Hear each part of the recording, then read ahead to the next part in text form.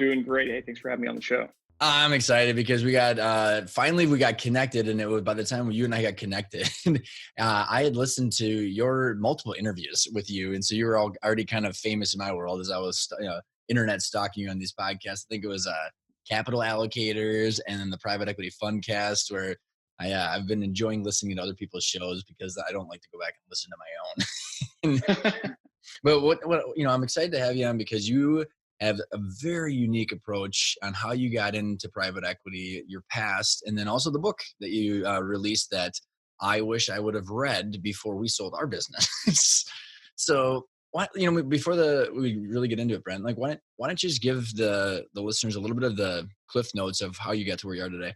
Sure. Well, so I consider myself the Forrest Gump of private equity. I kind of fell backwards into it. I was an entrepreneur, started a number of companies in the marketing space, and then had a mutual acquaintance say, "Hey, I know a guy who's been left at the altar for the second time. You should go talk to him." Thought that meant I should go buy his business. He thought he was just connecting to people that were in the same industry and that were going to be in the same industry for a while. And at the time, I was 24 at the time.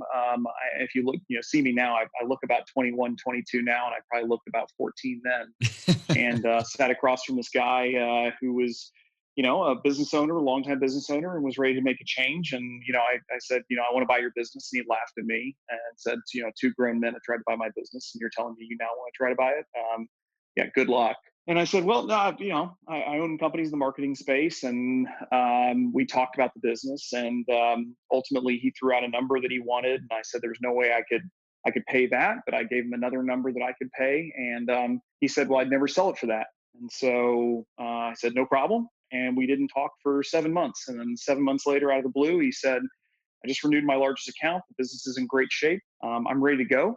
And I'll give it to you for the price you asked for. You got to close all cash 60 days from Hmm. now. And I said, okay, let's do it. And, being naive now, I guess I was 25 at that time, 25-year-old, never diligenced a company, didn't know anything about acquisitions, didn't know anything about private Yeah, equity. right. And now I had to figure out how to get a big pile of money together to go, put what amounted to like 800% of my liquid net worth on the line. And got an expedited SBA loan and ended up getting the deal done. And then that provided a springboard to building Adventures. So if you kind of fast forward, we consider ourselves a family of companies that acquires family-owned companies. Makes us very unusual is that we buy with no intention of ever selling. We use little to no debt. And we keep leadership in place and augment talents, on sort of an as-needed basis. But we only get involved and partner with companies where we like the people and want to keep them around and be with them for a long time. Which So we is have so six cool. companies in the portfolio, and across the country, I think we have offices. Portfolio company offices in Las Vegas, Phoenix, Tucson, Dallas, Oklahoma City, St. Louis, Atlanta, Georgia, and Norfolk, Virginia currently. And then as of today, when we're recording this podcast, we are partnering with a business up in Chicago that closes tonight at midnight. So yeah, Nice. Nice. yeah, Dude, I'm in the Midwest. I love it. Well, and yeah. what I'm excited, Brent, is to really dive into is your completely unique way of looking at private equity and how you guys are going about doing this because it's such a fragmented market, and then that's why your book, kind of the messy marketplace, is touches on a lot of that stuff. And I'm curious on the journey into that too, so we can touch on that and maybe because you've raised a fund and all, so maybe kind of give us the timeline and like, so did you raise more money or did you raise the fund before buying these companies, or did you do any more acquisitions with SBA or conventional financing prior to raising the money? Yeah, so if you look at the portfolio before we raised the money, it was 5 portfolio companies, and we just rolled cash flow from the existing operations. And I live in Columbia, Missouri, and one of the big advantages of it is that we have pretty much the lowest cost of living in the country. So being frugal and living in a cheap place has its benefits. And we were able to retain a lot of the cash that we generated over the years and redeploy that at better returns than we deserve. Hmm. So that served as the capital base that we, really got going. And then what happened was, we're through the unusual way that we came about getting into, I hate to use the term private equity, but private equity. Hmm. We're kind of the only people who came into it from a marketing background So the Hmm. way that we handle business development and generate opportunities is very unusual in the space. And so that continues to compound. And what we found was we had a lot more opportunity than we had capital. After you pay a bunch of taxes and you do working capital adjustments and all these things that the companies that need on an ongoing basis. The demand for what we had to offer dramatically outstripped our capital base. And so we went out and raised $50 million a year ago, December. And that's gone just fantastic. Oh, I mean, that's so awesome. we still feel so blessed, and the investors we got have just been wonderful partners, and we're just laser focused on delivering for them. So it's been quite a wild ride. Well, and you, there was one of the, and I think it was the Capital Allocators podcast you were talking about, where, yeah, I'm curious, like, what would, what got your, what really got you going into the acquisition mode? Because there was one comment that you made, which is leveraging talent and skills that compounds and in the knowledge economy. And I don't know why that totally stuck with me, because I experienced that in our old business. When you build the people and the systems, it's literally, it acts just like capital, but it's very difficult to quantify and describe to someone unless you've experienced it. So I'm just like, what were some of the things that led you into that space, and then how did you merge that with your financial literacy behind the as you guys were going? Yeah, well, I mean, I would say that we're operators first, and investors a distant second. A lot of the financial stuff, to be completely honest, we've had to learn, and we've kind of stumbled along the way. And oftentimes we create this thing, and we're like, okay, what if it was round and we could roll stuff on it, and what if it could do this and that, and then we're like, oh, that's a wheel. Oh, cool. Everyone else uses wheels, Yeah. right? It's like a funny thing. So we, because no one that works at Adventures has ever worked in private equity before. That's something that we probably intend to keep. I mean, maybe there's somebody who comes along who's the right fit for us, but we do things so differently that we don't want the muscle memory of a traditional private equity firm kind of imprinting on us. So, in terms of the human capital side of it, I mean, I couldn't agree more. Knowledge certainly compounds, relationships compound. And I would say is it takes a tremendously long time to get good at doing something. But once you get good at it, the fruits are 10x what they were when you weren't as good at it. Hmm. And it's a very unusual growth curve. So it feels like you're really good at something like within 6 months of doing it, right? Because you just don't know. Hmm. And this is the sort of false pride that plagues us all, and sort of the newbie syndrome. And then you realize how much nuance there is to it, and you find out all the ways you could screw it up, and then you have to calibrate. And so over time, we've gotten to see, gosh, behind the curtain of, I think we're pushing 13,000, maybe even 14,000 companies now. And that gives us a very unusual perspective to be able to know what works, what doesn't, what do we like, have we seen that movie before, or Hmm. a movie like that 15 times before? Hmm. Because we've looked at this point almost every industry that's out there in some form or fashion, Hmm. and it's just amazing, the diversity economy. Well, and which is so unique, and maybe we can touch on your book and why you wrote the book, because of like the sheer quantity of companies you've looked at. And then, Brent, I want to make sure that we also talk about, like, when you say, because you had mentioned that you hate the word private equity, and I think there's a lot of false. There's just a lot of stuff going on, which kind of goes into your book of the messy marketplace, because it's just so fragmented. So let's maybe start with the book. Why did you write it, and like, what is the like? How long did it take you to write it, and what's the purpose of it? Yeah, great question. So we wrote the book because we wanted to give something to sellers that would get them up to speed on really what was the decisions they were going to have to make, and prep them properly for the process. And to be honest, we didn't want to write the book. We we went out and surveyed. We probably read, I don't know, 40 or 50 books in the space, and all of them Mhm. sort of, gosh, I'm going to say kind of Fall without flat. exception, they didn't just fall flat. It was weird. It was, all of them were business cards, that it was basically somebody who was trying to angle for something. For And what we sure. wanted to do was Adventures is mentioned one time in the book. It's at the very beginning, and I say, look, if it's something in here resonates and you think we'd be a good fit, of course, come and talk to us. But that was the purpose that we wrote it. We wrote it to be able to give to people, to help prep them on the reality of the space. So it's called The Messy Marketplace because it is a messy, messy marketplace. The sellers are messy, the employees are messy, the leadership teams are messy, vendors are messy, customers are messy, And of course, the messiest people of all are the buyers. And we go into a lot of detail about who are the different types of buyers, what are their incentives, how do they get paid, what do they need in the agreements, and what does the trajectory of the company look like depending on who acquires the firm. In terms of writing it, so most of it, I'd say 90% of it was written within 2.5, 3 months. And then it took another 14 months to actually get it published. Apparently I needed a lot of work. My bad. So Yeah, I hear anyway, you. it was, I think it was probably twice as long when I first wrote it. And we really worked on editing it down and making every word count. I can't stand reading business books that take, one or two good ideas and then just flog the hell out of them. Oh my gosh, isn't So, that the truth? yeah, And like well, so regurgitate other people's ideas too. I mean, how many? yeah, Yeah. yeah. So we just wanted to, there's not a lot of references in the book. There's not a lot of stories in the book. It's really just the meat of, one of our investors called it the highest steak to sizzle ratio he's ever seen in any book. And I think that's a compliment. I don't, maybe he didn't intend it as a compliment, but I I took it as think one. it's a book that I mean, honestly, when I said that, I wish I would have read it because like I've had people on my podcast, Brent, of like that they did the M&A crash course because they got an out of the blue offer, and then again they're reading all those books that you and I have probably both all read, and you're just like these don't do any justice.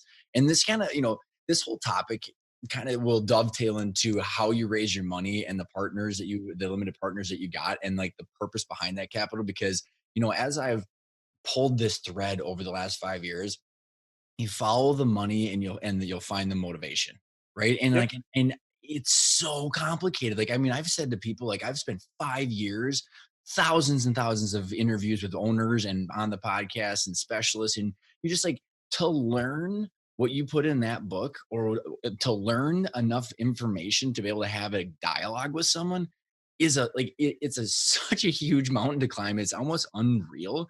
And I'm Yep. curious, like, how did you what were the ways that you found that? And then describe I mean, I just don't know how because it's like rabbit hole after rabbit hole. So is there ways that you accumulate that knowledge or what was the best way Yeah, I would just say we've hit our face on the pavement a lot, like first? over and over and over again, and sometimes in the same way twice or three times. Oh, And for sure. finally, we realized we should, quit tripping on that same thing. So, no, look, we've been at this for over a decade, and I think what makes us unusual, most people in our segment of the market, if you acquire one company, you're never able to scale out of it. And what makes us unusual is that we have been able to scale out of one company into a portfolio of companies, and then now we're actively building an engine that can acquire on an ongoing and consistent basis. Hmm. And then we're holding for a long period of time, so that obviously accumulates very differently than a traditional private equity firm as well. So I would just say, as we've run into challenges, we take good notes and we try to say, no, wait a minute, we thought reality was X. Turns Hmm. out the feedback we're getting is reality is Y. Why is that? Like, what, Yep. why do we have such a myopic view right now? And what can we do to learn about it? And was it just a fluke, or is reality really Y and not X? And so, a lot of those learnings we try to put into the book. I think probably the main lesson that I've learned that I just keep learning over and over and over again, it's in the title of the book, is just how messy people are. And you should Hmm. not expect anything differently, including from yourself. We're all messy in different ways, and so I think that's kind of a theme that we tried to weave through the book of giving people grace and trying to make sure that lines of communication are open, and really even over communicate is something we've learned over and over and over again. Getting a deal done, getting a deal done is easy. Getting a good deal done for both parties is almost impossible. Yeah, you sum that up. And well, and what I find is so interesting about this whole, the deal structures and the financing levers and all this stuff that can be done is the thing that I realize as we consult with our clients or I interview and meet with all these people is, owners know how to run their business and they're looking at top and bottom line and hopefully they know what EBITDA is but they're kind of in this it's a really really big and profitable hamster wheel, right? But when you talk about looking at your business like an actual asset and then the different things that you could do with it, but then you also have to know operations as well, and then like how you apply all of that knowledge that's in your book or the stuff that you know about the M&A marketplace is like how to structure these deals. The ways are endless and 99% of the time owners have zero idea what's coming until after the fact because of how skilled all the people are that are buying these companies, and they just get totally, it's not like some people do it ruthlessly. I think some people, it's just like when you say it's like it's trying to connect 2,000 dots on each side together perfectly. I mean, it's Yep. it's so difficult. Amen. I know it's like, and is that what you mean by It's messy? It's just like it's so yeah. like like Well, yeah. So what I like to think about is after the major price in terms of the deal determined, right? And those are the headline things that you always read about, right? And then as an owner, you think, okay, what am I going to get paid? When am I going to get paid it? And under what circumstances am I going to get paid? mhm, To be honest, that's just the starting line of the deal. right. There's about 500-ish pretty significant decisions that have to be made over allocation of risk, what happens in various scenarios, and I mean, you gotta you gotta go through a really brutal process of assuming the worst, discussing the worst, negotiating the worst, all while building a relationship and getting to close. I Mhm, mean, it is just so difficult. And oftentimes when there's inexperience, either on both on the buyer side, the intermediary side, the legal side, it ends up making things that shouldn't be a big deal into a really big deal, the deal killers, and then things that should be a big deal, they end up getting glossed over. And I right. think that's just the danger, of the deal making. And what we try to do, we try to talk everyone out of selling their business to us, just as a standard practice. So we Mhm, want to tell people all the reasons why they shouldn't, right, partner with us. Now we like to have, virtually every deal we do, everyone's rolling forward into it, and we want partners. We don't want mhm, sellers. We want partners long term. But we try to talk people out of it and say, look, if things go well, you're going to make more money by not selling the business to us. mhm. And we also want to be generous with them and treat them as a partner, even when we're in negotiations. Because, I mean, what happens if you take advantage of somebody in the deal process? Post close, they're going to realize it. Yep, What do you think is going to happen? It's going to wreck your relationship. yep. And so Well, we try to be very transparent and honest. We don't retrade deals. Just a lot of the bad behavior that goes on in our segment of the market. We try to avoid at all costs. So, well, and I think you really put your money where your mouth is in the terms that you wrapped in your capital with, right? And I think this is where, like, so every single person that I work with, where it's like, okay, yeah, you're talking to private equity, but there's 5 or 6,000 of them now in the US. yep. And any couple people can put together a private equity firm technically, right? And so it's like, where did they get their money and what's the motive behind the money? And I interviewed someone that said every dollar has got a personality tied to it and their Hmm. motives. So I think what you guys did is super interesting because then that kind of ties into your investment thesis. Because kind of like you, Brent, like I believe that most entrepreneurs and most people are pretty smart if they get the context, right? It's like if you can see the puzzle picture and you can put together the outline of the puzzle, you can, deductive reason into like what's actually going on. But most of Yep. the time, people have no idea what the picture is, and they're trying to find the corners. So, like, explain your motive or like your motive for putting the terms and conditions of the fund together, and then how it was like raising that because in how does that impact your operational and deal structure? Yeah, it's a great question. So because again, we don't come at it from a traditional private equity background, right? We just looked at it with first principles and said, okay, if we were the operators, because we have been operators, right? We know what it's like to operate companies. What's the mentality and what are the constraints that we would have liked to have had on us, right, from a capital partner? Mm-hmm. And the answer is we would love them to be long term oriented. We don't really like debt and the consequences of debt and how limited the decision making has to be around debt. And this whole idea of, partnering with people for such a short period of time, probably installing new leadership, gutting the company, reducing cost structure, and then flipping it to another buyer. Gosh, that would just seem like hell to us. Well, I don't know Well, how else to well describe it, put. right? Yeah, yeah. Yeah. And so, I mean, what I just described is traditional private equity. I mean, to a T. So, Mhm, traditional private equity is going to lever up the company with as much debt as they can possibly put on it. They're going to reduce cost structure. They're going to have a very short time horizon. So, all decision making is very short term oriented by necessity. And then they're going to try to go as hard as they can to accelerate the company's growth for a short period of time, cut corners where they can, and then flip the company to another buyer for hopefully a big profit. And to me, that's just a completely different game than operating a business, right? That's I almost think like an it actually entirely Oh, Yeah. sorry to interrupt, but I honestly think, Brent, that it's actually going to impact the US economy because of how much it's like it's a bunch of just burning bags of shit going back and forth between each other. And then that's what they end up being, right? They were good companies at one point, depending on the frothy, 10 million in EBITDA and above that are going, that there's enough cash flow like safety pad for for people to not have to understand how to operate a company, in my opinion. So then they just pass it upon each other, just trying to get that return for their investors, and it doesn't provide value to the economy, to who the actual are the consumers. Yeah, yeah. I mean, I would say is I'm a little less worried about it from a macro level, just because the quality of the asset can certainly be encumbered by the style of traditional private equity, especially putting the debt, lots of debt on there.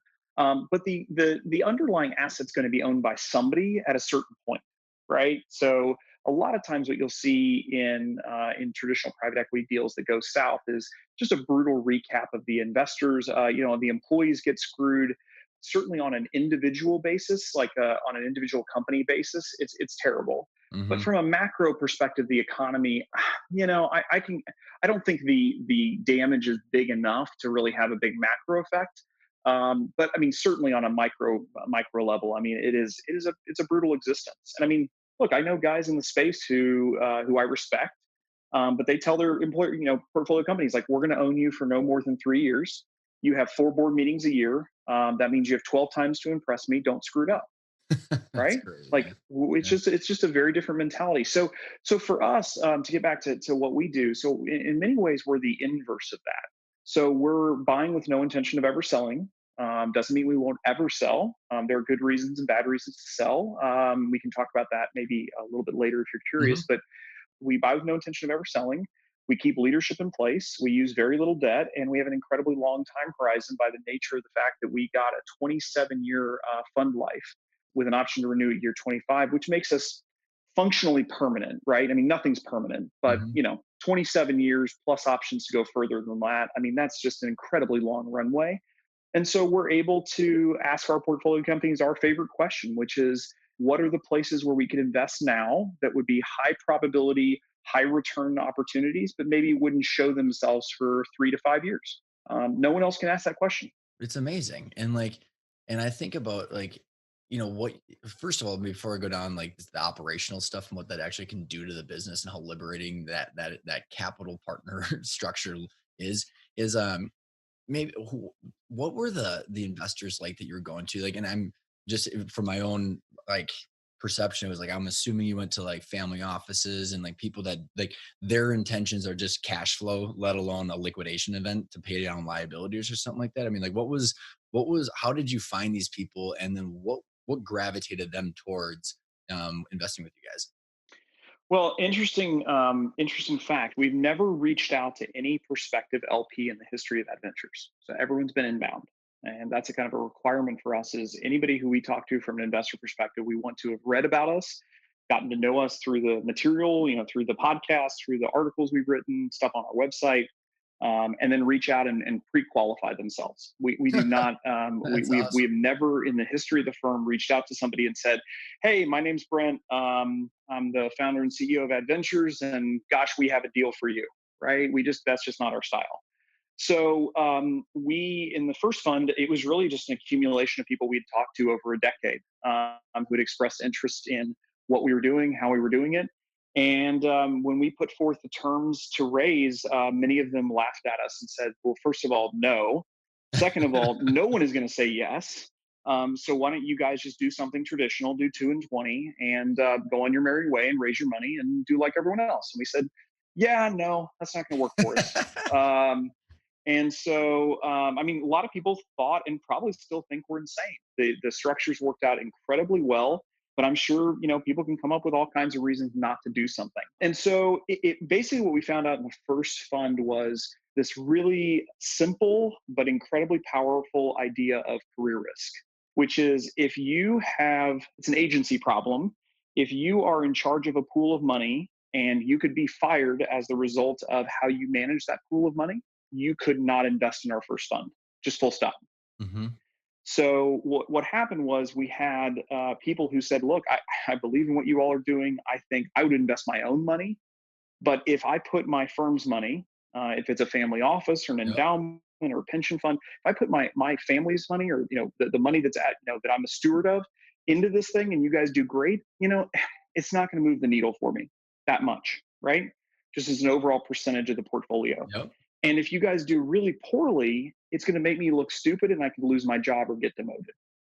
And so, unfortunately, just because you guys are different, I just can't do anything.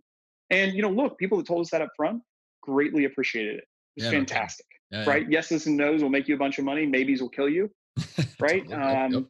And so the families that invested were all families that the decision maker was the one who owned the resources, Got it. Yep. and it had to be that way, So like, is because it, they were willing to tolerate the career risk. so this is this affluent individuals and stuff like that then for the Yeah, most family offices. part? I mean, they were all families that invested. Yeah, affluent individuals, family offices. I mean, that line's kind of blurred, but Yeah, we yeah, had right. zero institutions in our first fund. We will have. I mean, in the next fund we raise, we will have institutions, but not in that fund. Well, and I think it's so important, Brent, because like what I always describe to people is like as I've gone down this rabbit hole for the last 5 years is like you think about all the different layers that you just mentioned, just for you guys to have the money and then you're the buyers. Like all of those people have different motives, and it all impacts the ripple effect of what the decisions are to open up the next location or launch the next product line or all that stuff. Correct. I mean, Correct. the ripple effect is huge. Well, and let's talk about a group of quote unquote buyers out there that are fundless sponsors, which is probably the largest by grouping of anybody in our segment of the market by far, which are people that, just hang a shingle out. They have zero committed capital, and they're having to do three deals around any single opportunity. They have to do a deal with the seller, they have to do a deal to find equity, and they have to do a deal to find debt, all at the same time simultaneously. And then they got to negotiate their fees as part of the overall structure. We have seen some absolutely nightmare situations where people go years talking to fundless sponsors and getting deal after deal thrown at them with big headline numbers that have zero chance of closing, Oh my right? god, I know. And it's interesting. I mean, like anything else, there are some fantastic fundless sponsors out there that could raise a big fund, choose not to. They're excellent. They're professionals, right? I'm not talking about those. I'm Yep. talking about the guy that, okay, take The take a 85 to local body of 95%. water. Yeah, well, take a local body of water and take a local street name, and combine them together, and now you have a new private equity fund, right? Or a fundless sponsor, right? And so it's I'm serious. Like, Yeah, go out Water there and Street look. Capital, right? It's literally, it's like Ninth Water Capital or whatever. It's I guarantee you that's probably taken. So, but there's everyone's out there, and all it is it's just some guy. I mean, it's just one guy, maybe two people who usually have full-time jobs elsewhere and are out there, scrounging, hustling to do deals. And what's challenging for us is, for the uneducated buyer, not to go on a rant about this, but it's probably the biggest source of frustration in our business, because as a buyer, it's really hard to distinguish between how people look on the surface. You mean So seller buyer? everybody's between, or excuse me, the seller. My Okay. bad. Yep. Yep. Well, Yep. the No, seller. I'm Yeah. fine. I'm fine. Yeah. I apologize. So with the seller, it's just really hard to distinguish. Everyone looks the same on the surface. Everyone says they have money. Everyone says they have this experience. They have all these great relationships. Like, they're winning, right? The challenge is that it's totally different ballpark from having a fundless sponsor that has to do, go out and scrounge for equity, go out and scrounge for debt, put it all together and do a deal at the same time. And making big promises is easy, right? And so I think that's where it's just a completely different and fundamentally unfortunate way to look at the world in most cases. Is, they're just out there to hustle to try to do deals, and their incentive is to all do deals, not to do a successful deal, not to do a win-win deal, but just to do deals. Well, So anyway, no, no, I'll step off my soapbox now. no. Well, trust me. I mean, this is the whole. Your episode 144 into my soapbox or whatever it is. So, like, I mean, Sure. what I find, and that's the biggest problem I see out the Brent. Where like if you think about what you did, is like the fact that Forrest Gumped it back into private equity. It's more just financing and running a business correctly. And like I to go onto my soapbox is like that was my whole problem with our company is our bank was a POS. I mean, like they were under a bunch of problems. They were suffocating us financially. And then you go, okay, well, like now if you think about the financing mechanisms that are out there to be able to facilitate the growth of a company over the long haul and to be able to transition to a different buyers, it's almost impossible to find that mechanism. And you essentially created it, right? Which is amazing. Versus you have all these different motives of all the different private equity firms and all the different reasons that they want to buy a company, right? And the whole problem is you have, like you said in your book, is you have thousands of different types of buyers and their different education levels and their different motives, and the sellers know nothing that's in your book. That's the problem. Correct. So then you Yep. sit there and go like, I mean, everybody, I mean, because I've been building this growth and exit planning practice for 5 years, and people are like, oh, I don't need to practice this, or I don't need to like learn this. And I'm just going, you don't even know what you don't know, and you're going like, it is so complicated out there, and you just are like, you it's I don't know, I like my that's my soapbox, and I don't know how to Oh fix yeah. it. It's like you're just sitting there going Yeah. like No, I mean, this is the reason for the book. I mean, we wanted to have, it's like the first 5 to 7 hours of conversations that we want to have with every seller. That's the book, and every CPA and wealth advisor and family members of the seller and leadership teams and employees. I mean, it's all of the nuance of, like, if you really want to understand who's doing what in the situation, that's what the book's for. So But no, it's perfect because I mean, when I was listening to the private equity fundcast with you guys, like it, and this is where I've kind of been backing into the same exact conclusion that you had, which is like as I'm looking at helping people transition and or like having to facilitate either family buy or transitions or like another third party lifestyle. I mean, the SBA loan will only get you so far. You're layering it yep. with debt, fees, that there's a short AM schedule, and so you're going, well, that's not really fantastic, right? And then like pretty much essentially, in my opinion, most banks out there don't want to lend any money. Like Yeah, well, not if you need it. right, exactly. It's like, you ever heard the umbrella story that a banker will give you an umbrella when it's sunny out and take it back when it's raining? Exactly. Exactly. Yeah, that is unfortunately very true as a norm. I think there are some good bankers out there. We certainly have partnered with some of them, Well, but I yeah, think no, it is I true. mean, you probably agree with like on all this stuff is like you have the 5% of the advisors and any given designation that are fantastic, but the Yep. quantity of the other people that are just kind of bumbling around is the chances that then it's a messy marketplace, right? But kind of going back to that line of thinking is then so you have these conventional banks where the one benefit that a seller has in a conventional bank is the bank kind of regulates the terms and conditions, right? They're like, hey, Yep. this kind of what you have to do. It's going to be as clean as possible. And then you get into the second layer of that of the whole private equity marketplace, right? Which the different ways of financing these things are crazy. So maybe can you give it a couple examples of like where the terms and conditions can change because it's the whole price, then there's the terms and conditions and what people do to the balance sheet in different Yep. of layers of spectrum of with the debt. Yeah, well, so maybe we could just talk a little bit about, like, when we think about debt and equity, it's called the capital stack, right? And like what the capital stack would look like in a traditional private equity model, whether it's a fundless sponsor or a traditional private equity firm. What they would do is they would create a new layer of equity called preferred equity. It usually comes with an 8 to 10% coupon that clicks away as a payment in kind. So there's no cash necessarily going to pay it down, but it just clicks away, right? So if it's $10 million of preferred equity, then every year there's $1 million at a 10% rate that would be added to that debt, right, Mhm. on a compounding basis. So any roll forward is typically rolled forward in the common stock, not in the preferred, and any employee equity is in common stock. So you kind of start at the very top of the waterfall and you say, okay, you're gonna put on senior debt. So this is going to be traditional bank debt, probably somewhere between 2 and 4 turns at close, Can you and then explain you're it? gonna. Sorry, can you explain that to my listeners? Because I know what you're talking about. I just want to make sure that as we're Yeah, yeah. I apologize. no, That no, was that it's was great. that It's was jargony. No, no, no, no. but It was it's great. jargony. So when I say 4 turns, so 4 turns of typically EBITDA. So if the business is doing $5 million of EBITDA, they would be able to put between, call it, 3 and 5 times that amount on the company. So Mhm. 15 to 25 million dollars of senior debt on the company, and then they potentially could put another 2 or 3 turns of mez debt. So another, call it, 10 to 15 million of mez debt, which is a subordinated debt, which is typically unsecured and has very flexible payment terms on it, but is at a very high interest rate. Yeah, So I've heard that. typically, mez debt starts at 12, maybe 14%, and we've seen it as high on deals as 22%. So I mean, it's like not quite payday lending debt, but it is. I mean, It's it's close. very aggressive, right? And so if you look at it and you say, okay, I'm going to pay 7 times EBITDA, I'm just going to make up an argument for Yep. traditional private equity. They may be only putting in half a turn of equity on 7 times of enterprise value, right? Mhm. I mean, which creates an incredibly levered structure.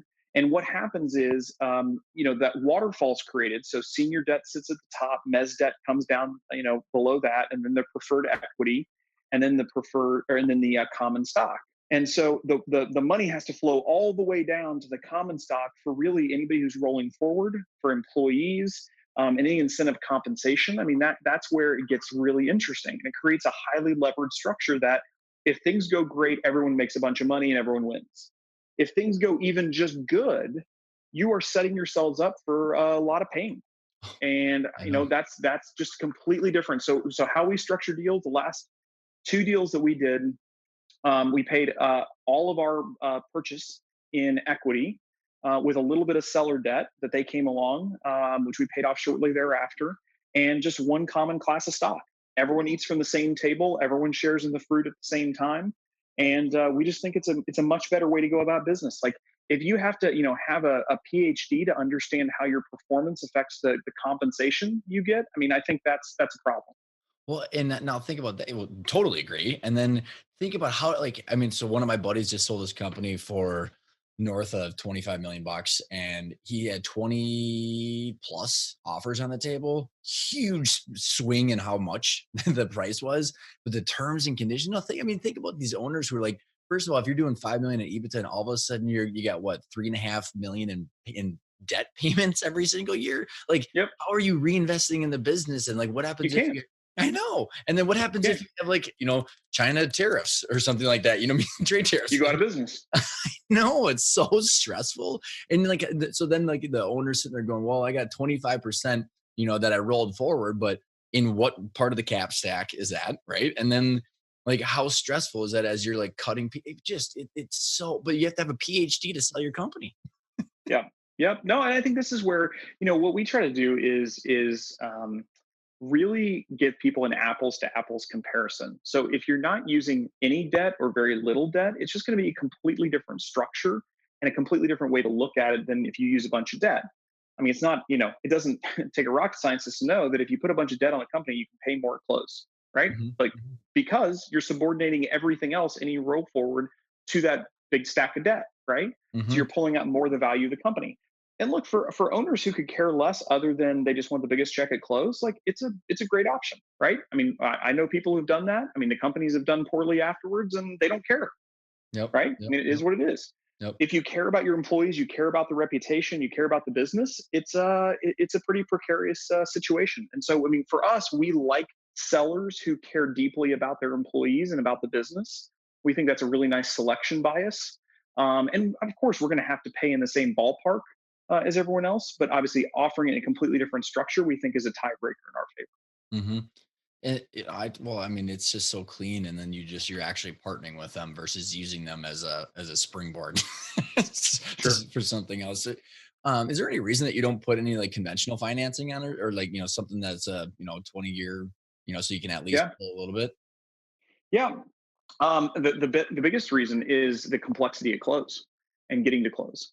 Mm, So I mean, we've done bank debt in the past, and we're not averse to using it. We just think that if you're only going to put a small amount of debt, it's not worth the juice isn't worth the squeeze. got it. To get a completely different entity that's got to diligence it, all the paperwork, all the fees, all the headache, and then having somebody who can pull out the rug at the last minute. Like when we commit to something, we want to be able to close and know we Uh, can close. yep. Every outside party that we get involved, this is the same reason we never do quality of earnings analysis on any of the companies. We all do it internally.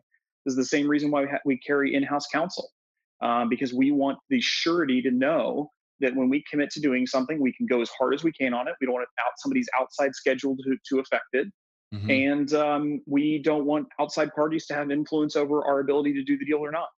Well, it's just like you're using like that's like the biggest shock that I had, Brent, out of all this stuff, and like I think maybe it's because you and I are coming from the operations perspective. Like I just got in this, I'm like, why is this so confusing? It doesn't need to be. Like Right. And then it's like you just realize because there's people that are making money every single way you turn. And like, well, this makes sense, but it doesn't need to be that confusing or that complicated because in the end of the day, people are just selling products and services, right? Yep. Like that's what they're trying Yeah. to do. And you're Well, and making money. we're now seeing double or triple intermediated deals come to us, which is a whole new thing that we haven't experienced until fairly recently. What? What? Which is, let's say you go out and you say, "Hey, I have this idea. I want to go roll up plumbing businesses." Hmm. So you go and you sign up. You have no experience in deals, but you go and sign up a bunch of plumbing businesses, right? But you have no access to capital. So now you go hire an intermediary that's going to go get you access to capital. So then you have another group that potentially can get involved in it to provide debt financing. So you have three completely independent people that are all dependent upon the deal closing that have nothing to do with post close operations. And Yeah. we're like, wait, who's involved? Who's getting paid what? And wait a minute, what? How And does who's this work? responsible for the outcome, right? Yeah, and you get like there's all these cooks in the kitchen, and you're not quite sure why. Like, why? Wait a minute, why am I talking to you? Well, I put the deal together. Well, no, you didn't really put the deal together. You just put a theory together. The deal's not done. You're asking us to negotiate the deal now. Well, I'm acting on the seller's behalf. Okay. So you're a sell side intermediary. Well, no, no, no, no, no. You're going to pay me as a buyer. Hmm. Okay. It's just like it's the strangest thing. It We've seen is. this. We've seen this now fairly regularly. Well, and what I'm to kind of like shift downward because just to clarify for the listeners, you're looking for is it 2 million in EBITDA and above, 2 to 15? Three and above is kind of where we are now. I mean, we will go as low as two, but it needs kind of be going from 2 to 5 is kind of how we think about it. So three and above is really more of our sweet spot. So, and then this is just I'm curious, but because I know we've only got with about 10 more minutes tonight, I guess I want to touch on your operational relationship with the companies too. But just this is for my pure curiosity, Brent, is like I'm seeing this with the segment of the market when you look at the 80/20. So 20% of the market. So there's 6 million privately held companies in the US, right? So 20,000 or above 100 million in revenue. And then there's 350,000 that are between 5 million and 100 million in revenue, which kind of, is the Yep. 2 to 15 in EBITDA or whatever, something like that. And then there's 5.6 million underneath 5 million in revenue. And so the whole thing that I've been seeing, I mean, they're all baby boomers. So two out of Yep. three people are going to transition over the next 5 to 7 years. And I'm like, you go back to our earlier point about the macro stuff is the financing of these companies between 200 and 2 million in EBITDA, it's like the SBA and that's pretty much it. And like like I don't know how this transition is going to work over the next handful of years because Most of the companies will shut down. I think so too, man. Because like I'm sitting Yep. here going, like there's been a couple of companies that I've had the opportunity to take a run at here, in the recent couple months, and it's like okay, so you're looking at 800 in EBITDA, and so you going back to like how your cap stack, you're talking about how creative you can get when the companies are bigger. You can pay the 7 times, but like the companies can't pay for themselves and put the Yep. debt on, and so it just like the mechanics, just none of it works. And I'm sitting here going, how is this going to unfold? Yep. Yeah. Yeah. No, it's a mess. And there It is a you mess. I mean, go. I think the lower end of the lower middle market represents the greatest legal business opportunity in the world right now, in my opinion. The challenge is it's almost impossible to get traction. I mean, I get approached, I'd say at least 3 times a week, if not more, by people who say, "I want to buy a business. Will you help me? What advice do you have?" Right? And I actually wrote a piece on literally titled "How to Buy Your First Company." For Mhm. this reason, because I pass it along. And I mean, what it shows in there is all the gates you have to get through to get it done and how difficult it is. And usually the money side of it, like what you pay for the company, is not nearly the most difficult part of it. It's usually just all of the details, and then what happens to the company post close. A lot of these companies, unfortunately, are pretty much solely dependent upon one person, or maybe at most a handful of people. And when those people aren't there, or they get hit by a bus, the business just detonates. So They it's don't have really they unfortunate. don't have any of the systems in place or any I mean, Correct. are you familiar with the value opportunity profile? A friend of mine owns the company, his I'm name's not. Ken San Gennaro. We don't have enough time for this on the podcast, but he tied company specific risk. So there's like 47 subcategories that roll into A key drivers, and each one of those has a percentage, and they all roll into company specific risk that tie to the Hmm. discounted cash flow. Hmm. So It's amazing. So there's ways to figure this out. But so Ken's really looking at the intrinsic value of these. But my point is, like, most of these, on the lower market, they don't have the intrinsic value. And then it is a mess. And so they don't have the systems or the processes or any of that stuff as you scale up. And there's actually a book called The Acquisition, or well, it's called Buy Then Build. And Oh Walker yeah, yeah, Walker yeah. Noble was on my podcast, and so he wrote that whole book, which is like, here's literally how to, be a lower market acquisition entrepreneur, which is kind of like what you're talking about. But like, you read that book and you go, okay, so the book is going to gain a bunch of traction, but I kind of equate it to Rich Dad Poor Dad back in the day, going, okay, well, tons of people are going to read it, and like 1% of the people are going to actually be able to do it. Yeah, unfortunately, it's dressed in overalls and looks like hard work. Yeah, that's exactly right. So I want to go back because I want to make sure that you it can explain it to the listeners. It's like, so how does because of where you get your money and the intentions that you have, and then how you actually finance them or lack of financing, right? Is like, what is the operational strategies that you have taken as you buy the companies, and then maybe that ties into how you actually scaled yourself out of that first company. So Yep. what is the overall strategy within the portfolio companies? So our first rule and the most important rule that we have, we talk about it all the time internally, is do no harm. That is our biggest thing. And it may sound funny to say because it doesn't sound very exciting, but if the business is continuing to be run in the similar manner to how it's been run in the past, and I mean literally what we tell our executive teams right at close is, next week do the same thing you would have done without us or with us. Exact same thing. Don't deviate at all. Just keep doing what you're doing. Work however much you used to working. Do whatever you're supposed to do, right? And we're just going to sit there and we're going to watch and we're going to learn. And we come in with a posture of humility and of true caring. Like, we want to get to know people and care about them. And I think until you get to know a company, it is patently insane to think that you're going to come into a company that somebody's been operating for 20, 30, 50 years and immediately have all these great ideas that should be implemented, right? That is, you talk about the worst form of pride. It's horrible and it's Yeah. toxic. Yep. So this idea of, like, in private equity, there's like the 60-day plan and the 100-day plan and the whatever day plan, right? And everyone's like, oh, we put them through this rigorous post-close process of Oh my, optimization. yeah. I wonder why Like, people hate it. yeah, well, and on top of that, like, you wonder why there's so much upheaval in these companies. Hmm. Like, if you're buying the company, you should like the company. Like, imagine that, There you go. Right. Yeah. No right? Like how, I don't understand, right? So, like, of course, we have access to resources that are unusual in our segment of the market. And we try to bring those resources to bear in the companies very gently over a long period of time at the discretion of the leadership of the company. I So love it. I literally can't remember the last time we told a portfolio company what to do in any way. Like, zero. I literally can't remember. We haven't Hmm. done it.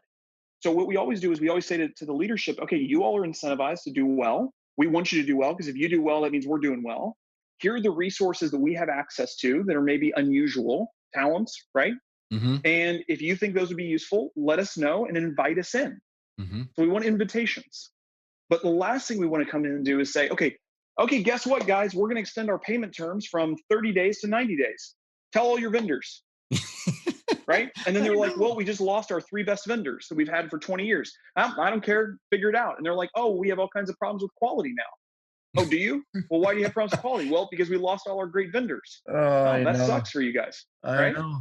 I know. So it's just like a lot of this just stuff, just, I mean, it's common sense, but it's, treat people as people.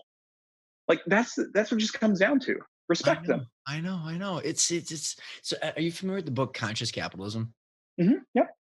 Yeah, like, so it's like people like, like, it's so fun because I've been like, as I got really kind of sucked into that whole world, it's like nice, Brent, to hear people talking about the stuff that you're talking about. Cause like, that's what I was like going through it. I'm like, as I was turning around our business, and like, if you just treat people like well, it's amazing. And like, the summary of that book is like, just treat everybody really well and you're going to do Yeah. good. And you'll live a better life too. Like, there's a lot of ways to make money in this world. And just because you can make money doing it doesn't mean you should do it. Like, there are Mhm. many more things that you can do than you should do. Right. Right. I totally agree. I think what you're doing is so awesome. And one last question on like the mechanics. You not to go totally like off the beaten trail again, but you talked about the 2 and 20 that most private equity firms do. How explain like because you normally they charge a 2% asset management fee for the people, so the which is $50 million. usually more like 4 to 7% when you actually take into account all the reimbursements and how it actually works. But yes, we can. No, no, Yeah. trust me. I was like, holy crap! As I was listening to the Funcast guys, like, yeah, I guess when they don't have a deal that closes, they do the reimbursement of $500,000 of due diligence stuff to the LPs. I'm Hmm. just like, oh my god! But like, so Yep. how did you structure? I mean, is it like, do you have like an override, or is it carried interest? Like, how does your firm actually Yeah. benefit out of all that? How do we get paid? Yep. Yeah, it's an interesting thing. Well, first of all, I think we have the largest co-invest in the history of private equity. So I'm 15% of the LP base personally. So you talk about aligned incentives. Normal private equity co-invest is 2% across the entire firm. So the firm has to come up with 2 to 3%, maybe on the high The end, whole, uh, across all the firm partners. across all the Yeah. different partners Wow. of a fund, right? I'm 15% personally, so that's a huge difference. Second, we take no fees of any kind, zero. So no management fees. We don't take reimbursement for travel. Like there's no like we do dead deal fees. We absorb those internally. Those don't get passed on to LPs. Nothing. They don't pay for any of the team. They don't pay for any or like none, no expenses. I'm trying to say it like 15 different ways because people are like, well, but what about this? I'm like, no, none. Yeah. Like no deal fees, no, none. I said none. The Remember when I said Yeah, none? none, like zero, zero, right? So the only thing we do is we have a hurdle rate, and above that hurdle, we share in the percentage of free cash flow that the companies throw off. So it's a very aligned structure where the better the companies do and the increasing amount of cash yield they generate over long periods of time, the better Adventures does, and the better our investors do. So it is Mhm. like 100% aligned. And the cool part about our structure is it allows us to sit on our hands when we should, and it allows us to do a lot of deals when we should because our interests are all aligned. Like no one cares if we don't do a deal in a year or two because no one's paying us a fee. Like they don't care. Yeah, I love it. So anyway, we tried to just again first principles, like blank page of paper, like okay, what would we want to be able to keep doing, and how do we want to do it? And the last thing I want from a personal standpoint is incentives to do deals. Like I think that is the worst incentive you can possibly have. You I want an incentive to do good deals and to do good deals with good people, and those just don't come along very often. It's right. really hard. Well, and especially the amount of bad deals and the overpayment of stuff right now is gonna, haunt a lot of people because they're just incentivized to deploy the money, and it's Yep. gonna get worse. Well, we're Yep. running short on time, so I want to make sure like you can give your like what's the best way to get in touch with you? I mean, we got the book link. We're gonna put all the links in there, but what's the where, how do people find you, reach you, and Yeah. all your information? Yeah, I mean, I feel like I'm probably the easiest person to get a hold of. So I'm at Brent Beshore on Twitter. You can find me on LinkedIn easily. You can go through the website. All the submission forms go straight to me. Yeah, I mean, available. The company you can find our web address is just Adventures with a dot before the es, so not .com, .es. And yeah, feel free to have people reach out if they'd like to be in touch. I mean, we're happy to help if we can be helpful. If there's one thing, I mean, I don't want to put you on the spot too much, but like because your exposure and your experience is so deep, Brent. Like, if you were to summarize your book or what you've learned so far for the sellers, what would be like one like actionable thing besides read your book, which I recommend. Yeah, I mean, I would say spend as much time researching who the buyers are and what the structures of deals are that you would to buy a new TV, right? So just put in the Right. effort to and don't. What I would say is trust advisors that you have in your life, but verify and also look at the advisor's track record and history. If your attorney has done one deal in the past 10 years, they're probably going to have a very different view than the modern marketplace and kind of what's going on. I love it. And yeah, so I would just say, and just use first principles, just think through things and get to know the buyers and partners ahead of time. One of the things I think is most damaging, and not to go on a long soliloquy here, though, that is most damaging currently in the environment, especially of intermediated deals and auctions, is this idea of like rush to close, closing in 45 days, reps and warranties insurance. Like it is all how do you get a group of people frothy about an opportunity and then get them to jump through a whole bunch of hoops, none of which are actually getting to know the company or the seller. Isn't that And I think it crazy? just produces horrible results. Oh no. And look, it gets deals done. And in all fairness to the people doing it, like for the most part, they get paid based on deals closing, not based on performance for either the seller or the buyer. Hmm. And so for them, it works out great. Yeah. And what I would say is we consistently see really broken situations, either deals that haven't closed or deals that have closed and been very regrettable based on not knowing who the parties are that you're going to be, married to post close. Right. I mean, So do the work. it's like trying to do a Vegas wedding, right? Like, oh, hello, Yeah, my name is Ryan. Would you like to get married right, in 20 days? right, right. Yeah, do the work. So anyway, it's been a pleasure. Thank you so much, sir. Brent, thanks so much for coming on the show.